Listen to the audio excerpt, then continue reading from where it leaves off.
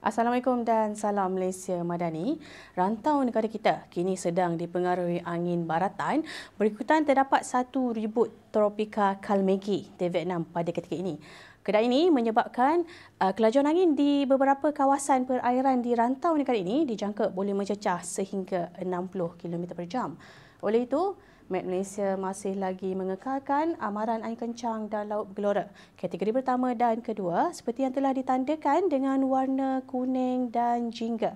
Amaran ini dijangka akan berkuat kuasa sehingga hari ini 7 November. Amaran ini melibatkan kawasan perairan Phuket, Selat Melaka Utara, Condor, Reef North, layang-layang, Labuan dan Palawan.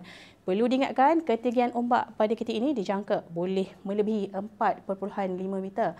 Oleh itu, keadaan ini amat berbahaya bagi aktiviti perkapalan dan perairan, terutamanya yang melibatkan bot-bot kecil, sukan dan rekreasi air. Baiklah, kita teruskan dengan tinjauan cuaca semasa bagi Semenanjung Malaysia.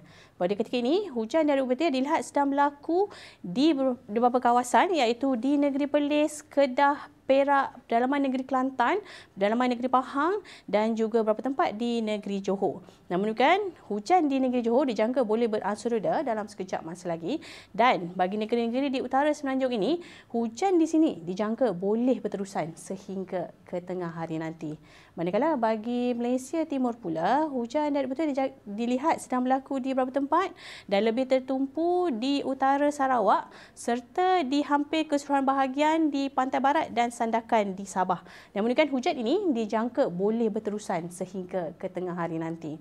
Manakala bagi ramalan cuaca petang nanti pula, di Semenanjung Malaysia, kami jangkakan kurang hujan yang akan berlaku di hampir keseluruhan kawasan di Semenanjung Malaysia. Namun hujan masih lagi berpotensi boleh berlaku terutamanya di pedalaman negeri Kedah, pedalaman negeri Perak, Kelantan, Terengganu dan juga negeri Pahang. Manakala bagi Malaysia Timur pula, hujan dari petir dijangkakan boleh berlaku dan lebih tertumpu terutamanya di pedalaman Sarawak serta di pedalaman Sabah. Baiklah, itu sahaja laporan cuaca pada pagi ini. Jangan lupa untuk ikuti kami di laman sesawang Facebook, Instagram, X dan YouTube untuk mendapatkan info yang sahih dan terkini daripada kami. Sebelum berpisah, kita saksikan ramalan cuaca bagi bandar-bandar utama dan indeks pencemar udara IPU di seluruh negara. Saya Anis Nabila Muhammad, Malaysia Madani, rakyat disantuni.